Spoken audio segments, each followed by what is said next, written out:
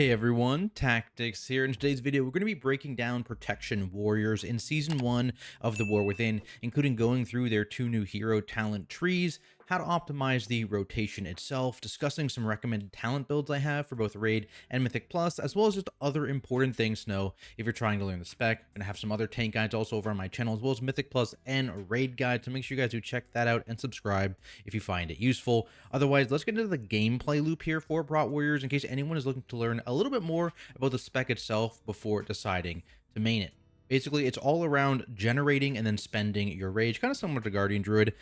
You also have some similar abilities here. Your main two are Shield Slam for single target and Thunderclap for AoE, doing damage on a short cooldown reduced by haste. That also generates you that rage, which you can then spend on things like Ignore Pain to get a shield, your base mitigation on shield block, or some of the other offensive spenders like Revenge or Execute. This whole gameplay loop does happen very, very quickly, though. It's quite a fast-paced spec because of things like cooldown, resets, and procs, making Prot Warriors one of, if not the highest APM tank there is. So make sure you have a comfortable bind for specifically Ignore Pain, which we'll get into later. But personally, I find the gameplay very fun, very engaging. So if you're into something more fast-paced, probably a good tank for you. If you're looking for something a little slower, maybe not the best option. Now, for you returning players, let's talk about the changes Prot has seen going into the War Within, which is almost entirely focused here on the class tree, which you can see is looking quite different here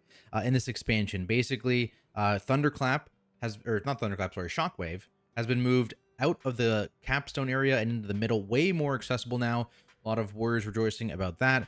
Otherwise, there's been some talents made baseline and some very minor new talents added in or adjusted rather. So Thunderclap now by default spends rend, so you don't need to talent into that. So this Cracking Thunder is on its own over here. They've buffed up Second Wind a little bit by adding an effect where it can heal regardless of if you've taken damage or not recently when you're at low health. There's small talent changes like that. And then generally it's just things have shuffled positioning wise where they actually are in the tree. For the spec tree, there's only one singular change, which is over here. The improved heroic throw, I believe is what was here before, is now gone, and instead there's this new talent which you can take to give defensive stance an additional 6% magic DR, so potentially pretty decent. Otherwise though, the changes here for Prot Warrior are pretty sparse, right? There's not a ton going on that is completely different with the spec. That being said, that brings us to the hero talents, and these are pretty juicy. So let's get started with one of my personal favorites out of all the hero trees in the game coming with the expansion,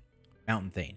This is a Thunderclap kind of focused tree, a little bit reminiscent of BFA Season 4 Prot Warrior, if anyone really enjoyed that playstyle. And then that is basically paired and reskinned with a bunch of thunder and lightning animations and abilities and stuff. It's pretty cool. It's satisfying to look at, and it is satisfying to play. So I'm really enjoying it. There's basically this whole big feedback loop. So the whole bit is like your abilities, their Thunderclap, Revenge, Execute, have a chance to strike lightning down, and that lightning does a whole bunch of other stuff. On top of that, you get these procs here, so your shield slams can empower your next Thunderclap, making it do more damage and generate more rage and do storm strike damage instead of physical damage, so it ignores armor. And then you have all these like synergies here where it's like when you get a Thunderblast proc, you can call down lightning strikes. Lightning strikes generate rage, and also lightning strikes have a chance to make your next two shield slams have no cooldown. And so, you know, that gives you potentially 3 free shield slams in a row, and which of course kind of feeds back into the whole shield slam has a chance to give you Thunderblast. So it's like this whole big feedback loop. And then also when you avatar, you get 2 Thunderblast procs. So it's just, you are thunderclapping, it's making giant lightning noises, or thunder noises rather. And it's just fun. It looks cool. It's fun to play. You get a ton of rage. That being said, because you're getting more rage, you need to spend more rage, and that's going to have an impact on your APM. It does go up a bit there. It also has some niche value here. Intervene is now a button that has some value.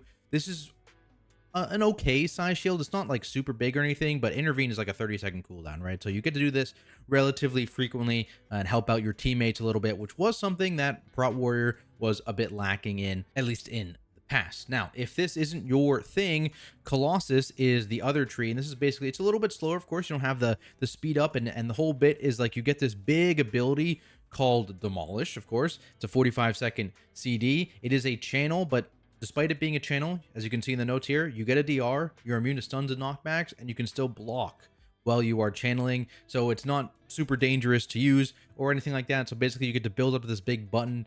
You like gain stacks of this damage amp for both that big button as well as your revenge here gets damage amp by it, and your bleeds here also get damage amp by these stacks. So you build up these stacks, and once you're at max stacks, you can also CDR demolish more. In season 1, you're not actually CDRing demolish too much unless you're in like execute or something like that. So it stays pretty close to the 45-second CD, but still, eventually, maybe later on in the expansion, it'll be, you know, significantly less than that.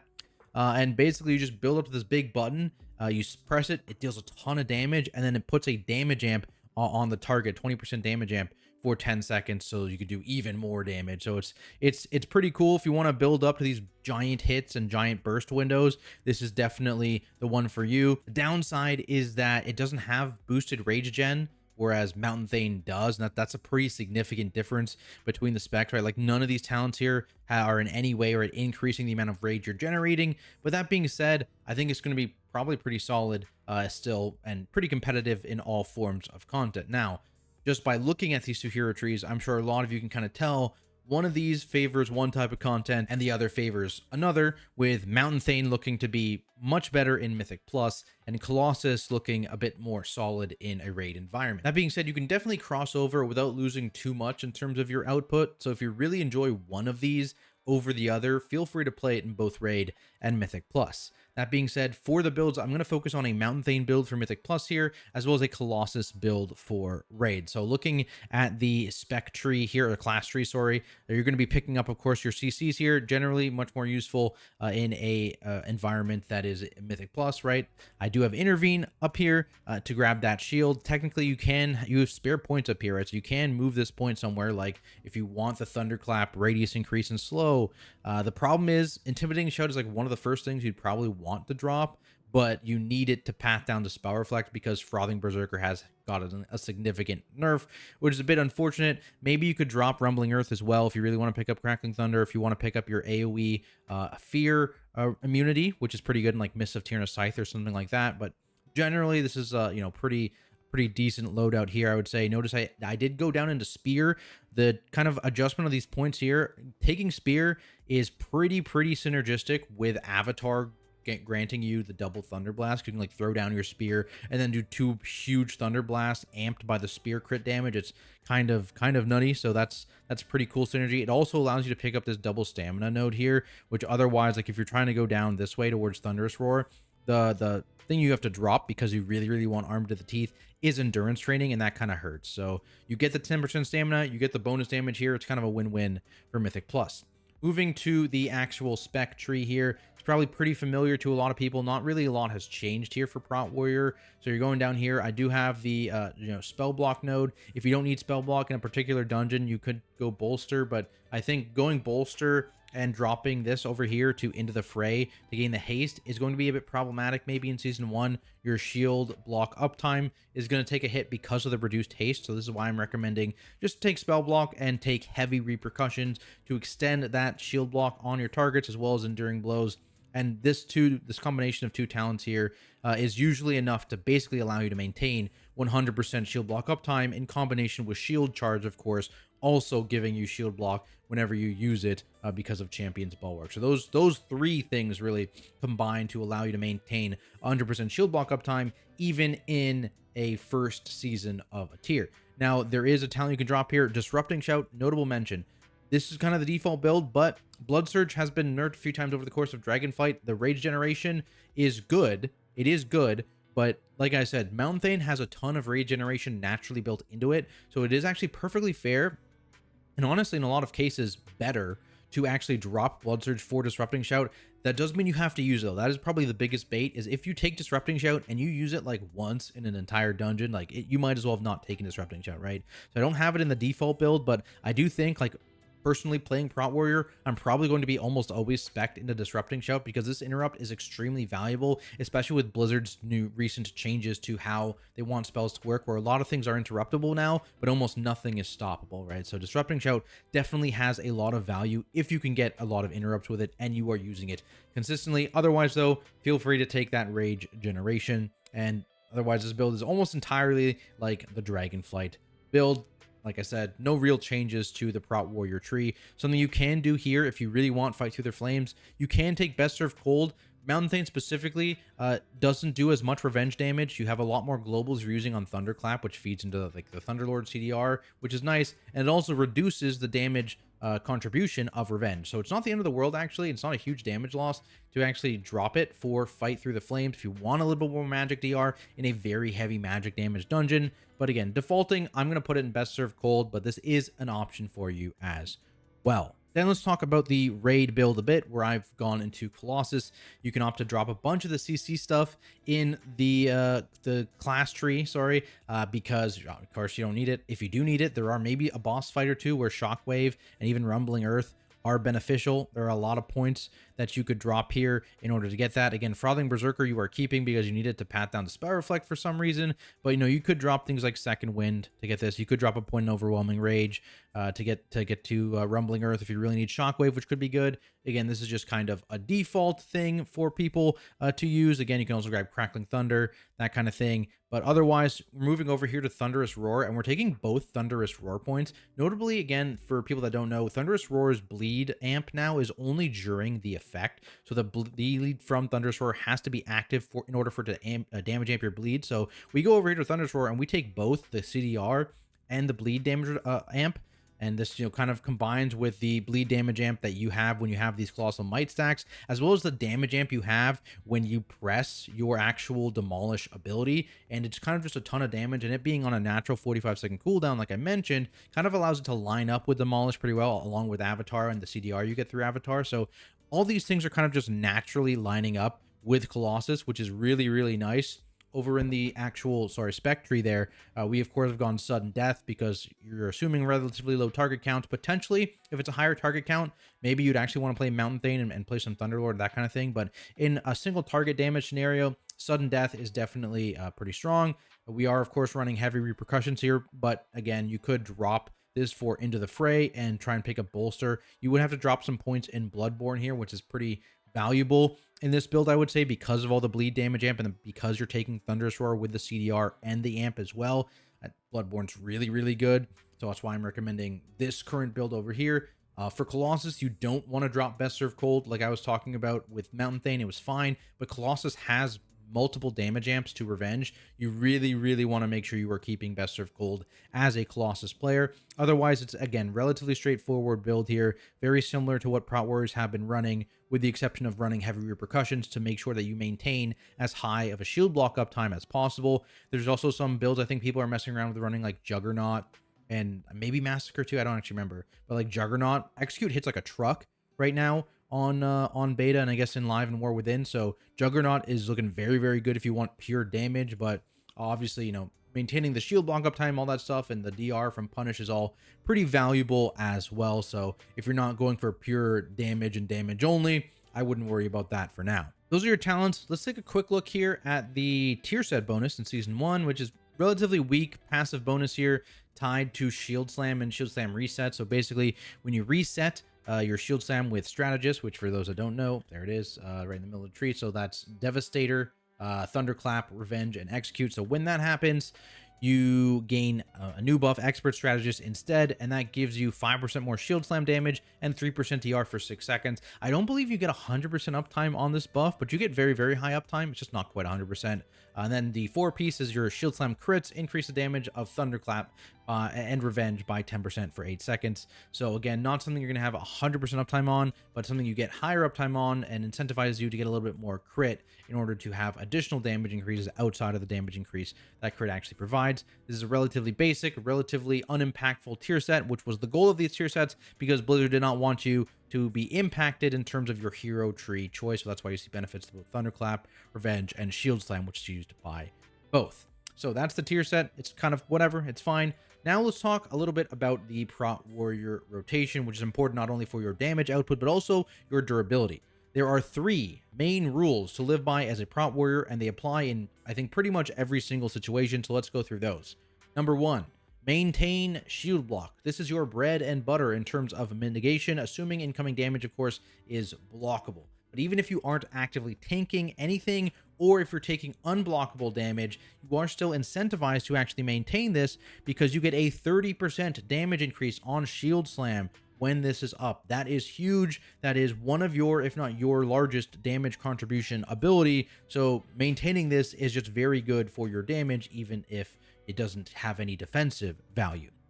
Number 2, that's a 1. Number 2, don't cap on rage. Spending rage is very, very important. It fuels things like your anger management here, where your spending rage reduces the cooldown on Avatar for damage and Shield Wall for defensiveness. You also got Violent Outburst here, which we're going to get more in depth in a second, but this basically just gives you more rage if you use this correctly, and more damage, and also more Ignore Pains, right? So this spending rage is extremely, extremely important in order to actually fuel all these things. And of course, you have a few off the GCD things you can spend this on. Ignore Pain is the big one. It's not on the global, so you can still continue to press your actual rotation while dumping rage into Ignore Pain, and that's going to be something you do very commonly. Shield Block is also off the GCD. You're going to be spending a decent amount of rage into that as well, but it's on a longer cooldown, so it's not going to be as frequent. Aside of that, if you just have free globals to spend, all your generators are on CD, and you're at a middling rage amount, you can use things like Revenge or Execute if it's castable, just for some additional damage, but also, more importantly,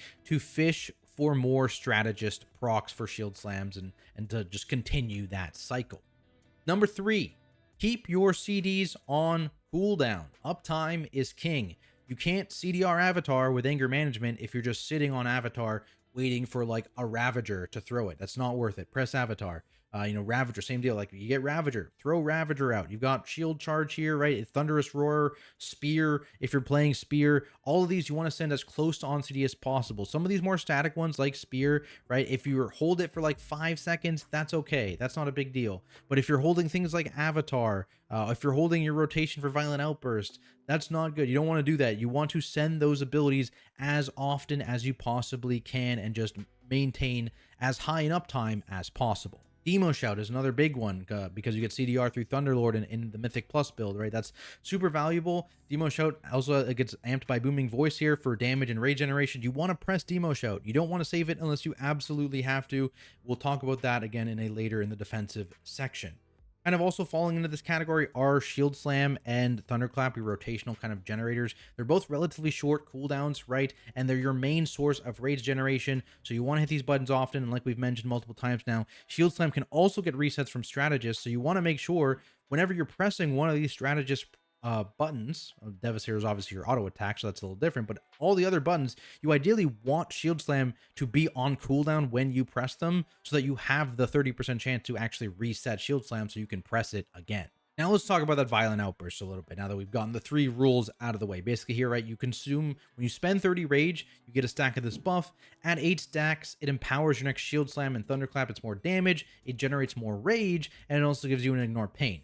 Now, the thing with this is that it actually also stacks with any rage generating talents you may be running. So for example, our Shield Slam from Heavy Repercussions generates more rage as it does with Impenetrable Wall. Now, the damage difference by using a Shield Slam or a Thunderclap is pretty negligible in AoE, and significantly better for Shield Slam in single target and lower target count. So because of this, and because Shield Slam also generates way more rage on average, you want to try and spend every single Violent Outburst you have on Shield Slam.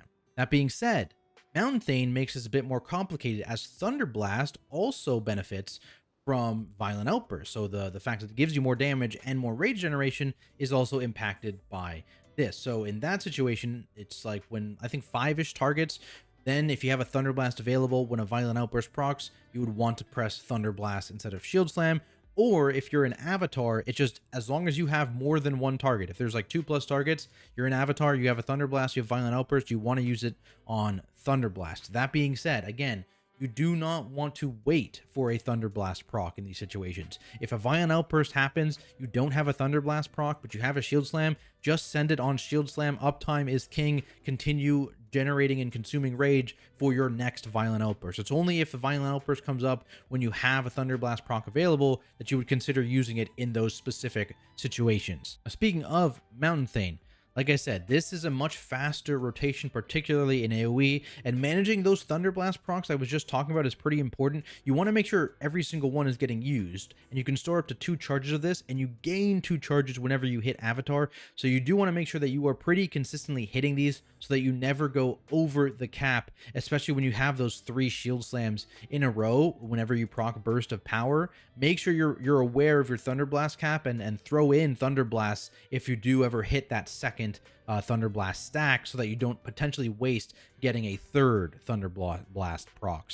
Outside of that, this tree does play almost exactly the same as like current Prot Warrior, just again a little bit more Thunderclap focus, especially in Avatar. You're generating more rage, which again you need to dump, usually with Ignore Pain. That's just the thing you will likely be dumping with because of how fast-paced the rotation is. Occasionally you get those free globals like I talked about earlier, but a lot of the time you just want to make sure you're not capping on rage by spamming that Ignore Pain, which is why Ignore Pain having a nice bind is pretty important, because you're going to be pressing it a lot. Colossus doesn't really change the playstyle either. Demolish just falls back into that rule number 2 of like, it's a CD, so keep it on CD. You don't really want to hold Demolish for anything. Sometimes maybe, you know, lining it up with Avatar and Thunderous Roar is something that just kind of happens naturally, and not really something you need to think about too much. Holding for a couple seconds is okay, you know, 2, 3, 4 seconds, but anything more than that, you really just want to kind of press it. And it's not worth the damage to hold CDs like that when they're already relatively short.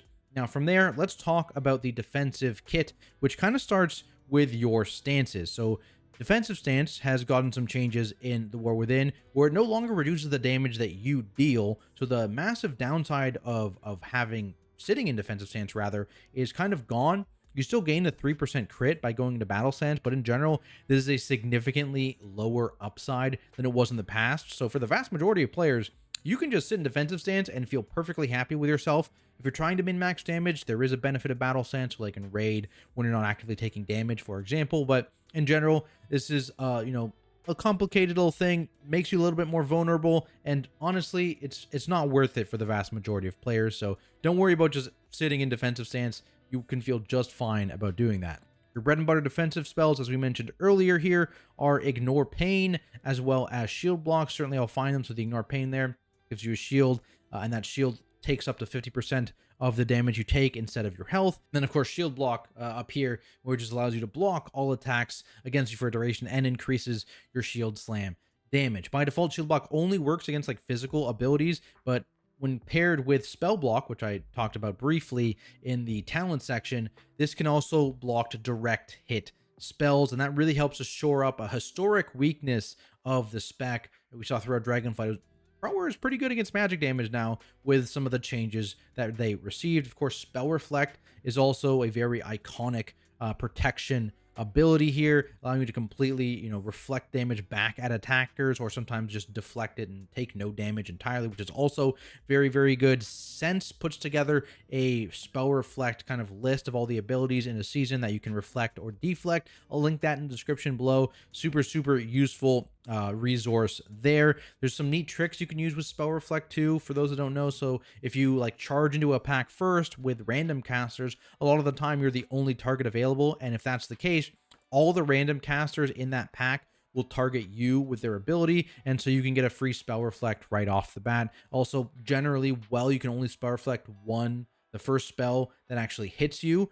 If the spells are synced up, their cast time is the same, it will reflect both of them. So you can get some extra value in pulls that have multiple casters in them. Also, notice this is still a 25% magic DR for 5 seconds. So even if an ability hitting you is not deflectable or reflectable, Spell Reflect can still be used as a solid magic defensive. In terms of other tools, Demo Shout is one that we've mentioned a bit here. It's got a lot of talent synergy, right? Baseline, it's a 20% DR you put on your enemies, but then Mountain Thane makes it 5% better, as we saw there. It also gets CDR from Thunderlord by hitting enemies with Thunderclap, which you Thunderclap more as Mountain Thane. And then also you get Booming Voice here so cause it to generate rage and increase your damage done to the target as well. So this is another one of those tempo CDs where, because you're CDRing it so much, because it's got both offensive and defensive value, you want to just be hitting Demo Shout as much as humanly possible. Definitely following it under the keep it on CD category of the rules we listed before. In Raid, it's a little different because you're usually not taking Thunderlord, right? But you're not getting that CDR, and there are situations where a boss is going to do a mechanic, and hey, maybe you shield walled the last mechanic, and now you don't have a big CD for this one. So maybe in those situations, you would hold Demo Shout for, 5-ish seconds to apply it so that it would last for a certain tank buster mechanic on you. But outside of that, and especially in Mythic Plus, it's just something you kind of want to rip on CD. Last Stand is probably the weakest of the Prot Warrior defensive. It just gives you a flat 30% health buff for 15 seconds and also heals you for that amount. But it is nice in a pinch if you are kind of between cooldowns, waiting for to CDR the rest of Demo Shout or Shield Wall, that kind of thing. Plus, if you are talented into Bolster here, you do get Shield Block for the entire duration of Last Stand, and it gets CDR on top of it as well, which later on in the expansion, or potentially now, will allow you to drop Heavy Repercussions here to gain the haste from Into the Fray, and still allow you to maintain full shield block uptime. This was something you're doing at the end of Dragonflight when you have a lot of haste.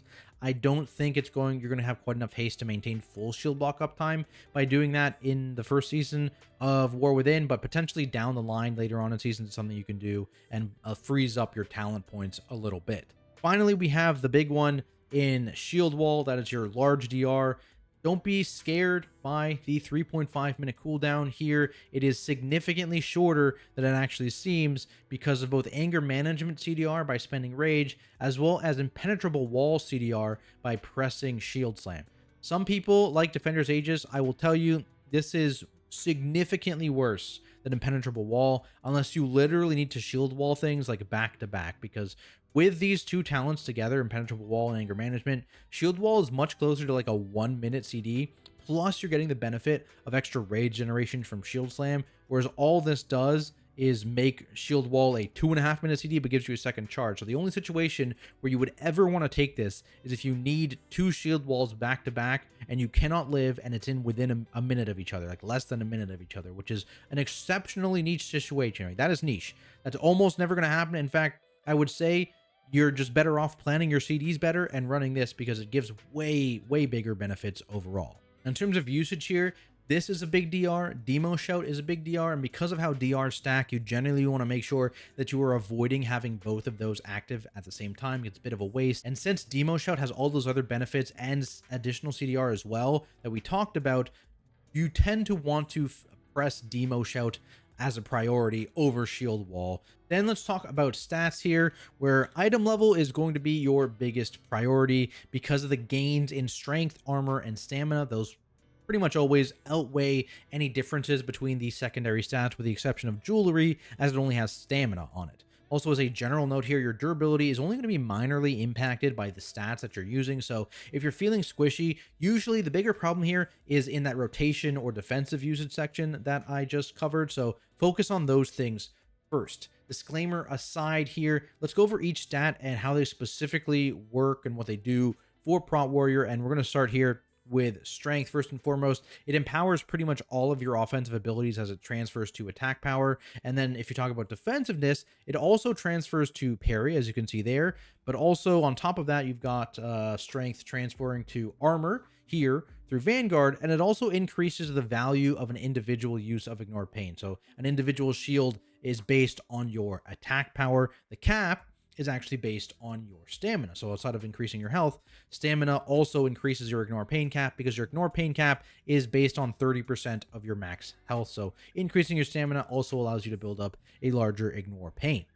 Block is a stat unique to the strength tanks. It's on only your shield, and basically what this does is it reduces the damage that an individual blocked attack does to you. So if you look at block over here, you'll see blocking reduces the damage on attack by 42%. That 42% is based off your block rating, and that is why having increased eye level on shields is very important and impactful, because it increases your block, which increases the damage reduction of your blocked attacks, right? This has nothing to do with your chance to block. That is entirely tied to your shield block ability, but instead it just reduces the damage of blocked attacks, which is very, very good. Then we have the secondary stats, where haste is by far the most impactful and the most sought after. It reduces your global cooldown, allowing you to press more buttons. It also reduces the cooldown here of shield slam, thunderclap, and shield block. So very important for shield block uptime. Allows you to get more rotational buttons in, and that is also why warriors tend to have a little bit more talent flexibility in later patches in the expansion when you have higher haste levels,